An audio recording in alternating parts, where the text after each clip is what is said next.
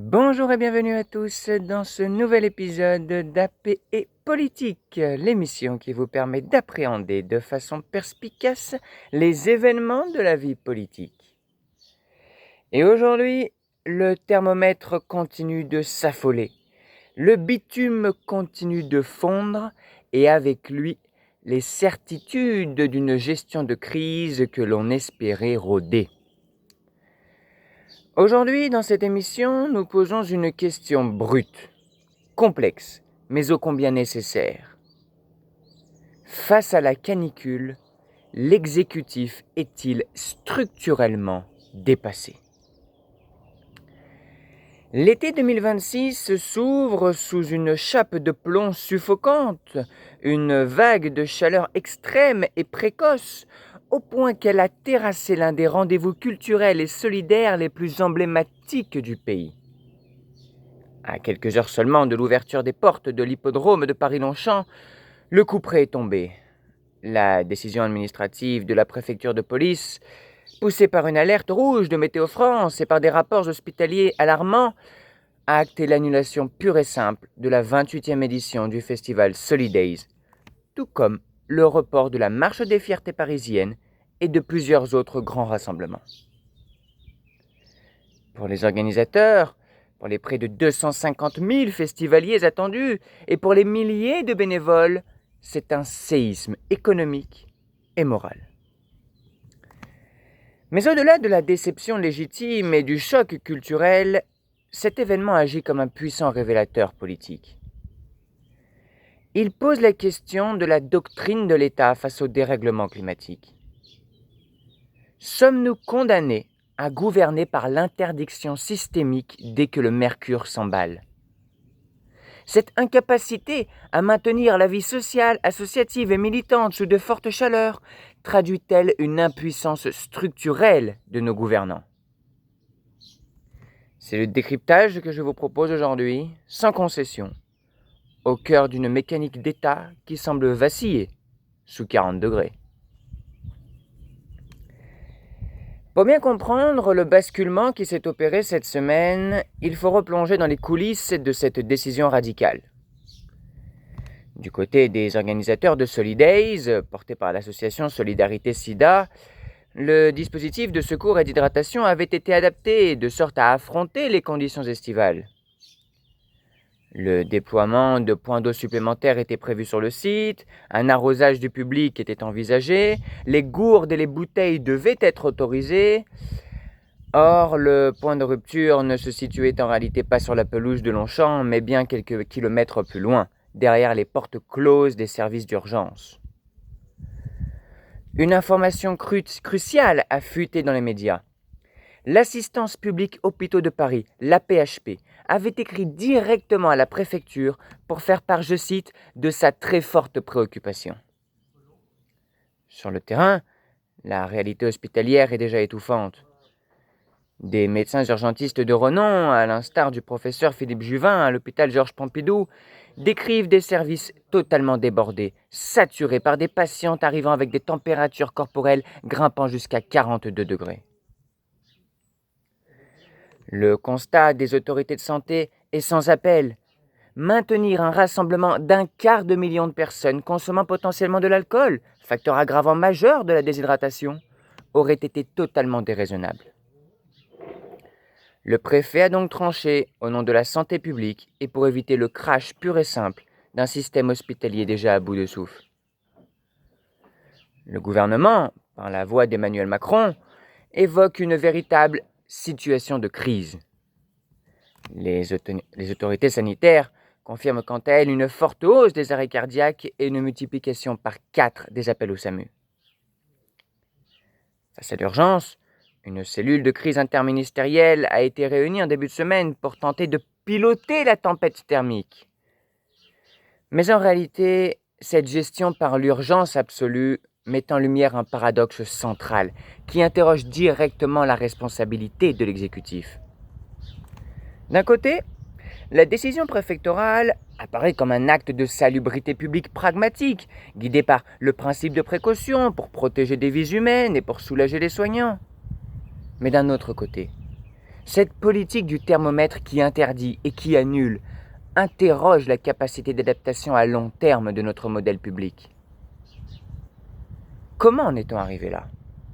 Pourquoi notre réponse collective face au changement climatique se résume-t-elle encore trop souvent à des mesures d'interdiction de dernière minute, comme la suspension de la consommation d'alcool sur la voie publique ou l'annulation d'événements préparés depuis un an?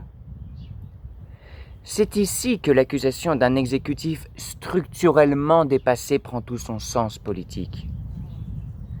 Le manque d'anticipation saute aux yeux, notamment concernant la résilience de nos infrastructures sanitaires. Des voix politiques s'élèvent légitimement, même chez les écologistes, pour dénoncer l'absence d'un plan de climatisation et de rafraîchissement prioritaire et pérenne au sein des hôpitaux français. Si nos services d'urgence se saturent dès les premiers jours d'une vague de chaleur précoce, c'est le signe que l'adaptation structurelle n'a pas été menée à bien durant l'année. Certes, l'État réagit au coup par coup. On apprend par exemple qu'EDF vient de débloquer en urgence 80 millions d'euros pour équiper des crèches et des écoles en ventilateurs et en brumisateurs. Mais cette enveloppe, décidée au cœur du brasier, confirme précisément le manque de planification en amont. L'exécutif donne l'impression de courir après le thermomètre, de colmater les brèches d'un navire thermique plutôt que d'en avoir solidifié la coque au préalable. Les conséquences de ce manque d'adaptation structurelle dépassent largement le cadre du simple confort estival.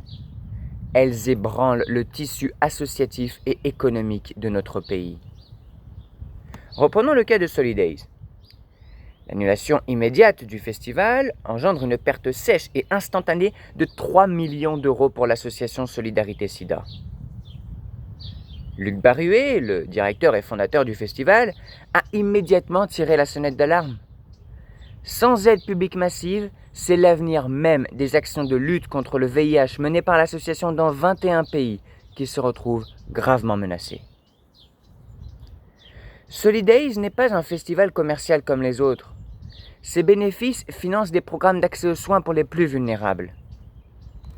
En refusant de prendre le risque d'adapter l'événement et en se trouvant contraint de l'annuler pour préserver les hôpitaux, l'État provoque, par ricochet, une crise humanitaire et sociale pour l'association.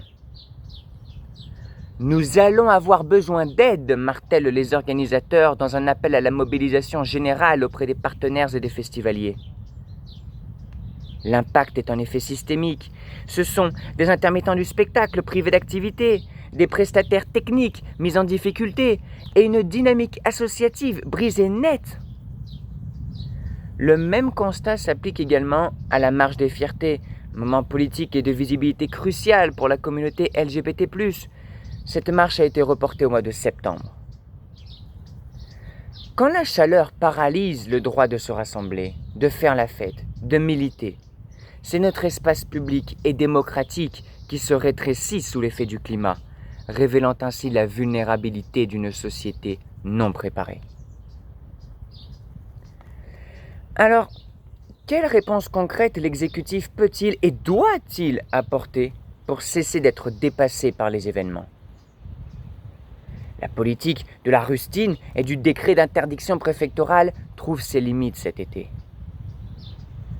Pour sortir de cette impasse structurelle, l'État doit opérer une révolution doctrinale complète autour de la notion de résilience et de planification. Premier chantier, impératif et non négociable, est celui de la refonte globale de l'infrastructure hospitalière pour l'adapter aux températures extrêmes. Il ne s'agit plus de distribuer des bouteilles d'eau dans les couloirs, mais d'isoler thermiquement les bâtiments de santé, d'installer des systèmes de rafraîchissement passifs ou bas carbone performants et de revoir les ratios de personnel de crise pour que les urgences ne soient plus le goulot d'étranglement qui justifie la paralysie du pays. Le deuxième levier réside dans la contractualisation et la co-conception des protocoles de crise avec le monde de la culture et de l'événementiel. Plutôt que de subir des annulations couperées la veille des événements, l'État doit co-investir avec les festivals dans des infrastructures de résilience lourdes. Par exemple, installer des parasols géants qui restent d'une année sur l'autre, sortir la grosse artillerie de la fraîcheur, tels que des canons à air frais, et puis bien sûr, adapter les horaires des événements pour privilégier les sessions nocturnes. Et enfin, il y a une urgence financière et assurantielle. L'exécutif doit créer un véritable fonds de garantie d'État dédié aux risques climatiques pour le secteur associatif et culturel. Si l'État décide d'annuler un événement au nom de la santé publique, il doit en assumer le coût économique direct pour éviter la faillite des structures solidaires comme Solidarité Sida. C'est à ce prix, celui d'investissements massifs, d'une planification rigoureuse et d'un soutien financier structurel, que nous pourrons réconcilier la sécurité sanitaire de nos concitoyens et la continuité de notre vie sociale et culturelle face aux défis du siècle. C'est fini pour aujourd'hui.